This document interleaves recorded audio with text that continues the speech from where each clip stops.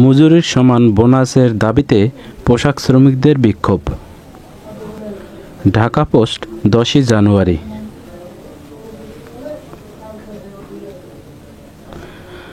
আগামী রমজানের ঈদুল ফিতরের এক মাসের মজুরির সমপরিমাণ বোনাসসহ 6 দফা দাবি জানিয়ে ঢাকা পোশাক প্রস্তুতকারী মজুরি বৃদ্ধি শ্রমিক সংগ্রাম পরিষদের নেতাদের মানববন্ধন।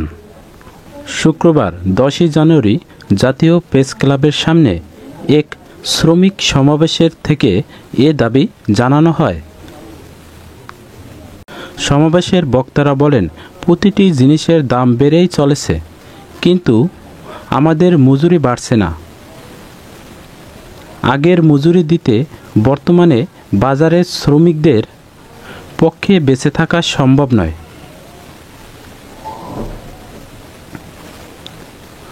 সারা সপ্তাহ কাজ করার পর আমাদের যে মজুরি পাওনা হয়,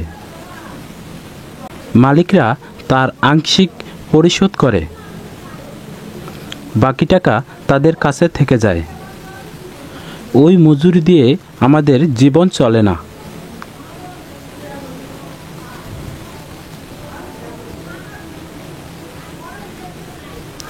বাজার দরের সঙ্গে সঙ্গতি রেখে মজুরি বৃদ্ধির দাবি জানান তারা।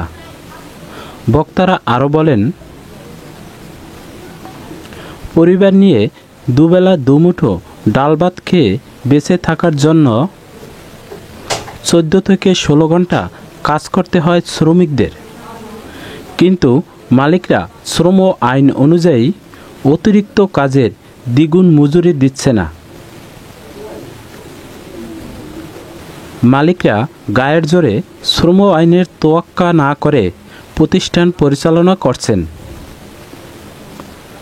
প্রতিটি ঈদের এক মাসের মজুরির সমান 2টি উৎসব বোনাস দেওয়ার কথা থাকলেও বেশিরভাগ ক্ষেত্রে তা করছে না।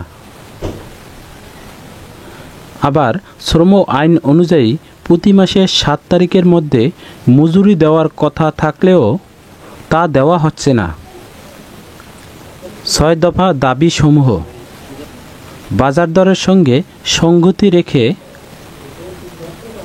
লোকাল গার্মেন্টসের শ্রমিকদের বাঁচার মতো ন্যূনতম মজুরি নির্ধারণ, 8 ঘন্টা কাজ ও অতিরিক্ত কাজের দ্বিগুণ মজুরি দিতে হবে, কর্মক্ষেত্রের নিরাপত্তা, চাকরির নিরাপত্তা, নারী শ্রমিকদের মজুরি বৈষম্য দূর করতে হবে এবং রাত্রিকালীন অতিরিক্ত ডিউটির জন্য স্বাস্থ্যসম্মত টিফিন, নাইট বিল দিতে হবে। ঢাকা পোশাক প্রস্তুতকারী মজুরি বৃদ্ধি শ্রমিক সংগ্রাম পরিষদের যুগ্ম আহ্বায়ক আহমেদ সুজনের সভাপতিত্বে সমাবেশে উপস্থিত ছিলেন মাহবুব আলম হানিফ, সদস্য হেলাল হোসেন, মনির হোসেন, দুলাল প্রমুখ। পোশাক শ্রমিকের পক্ষ থেকে পিটিভি পপি স্টুডিও।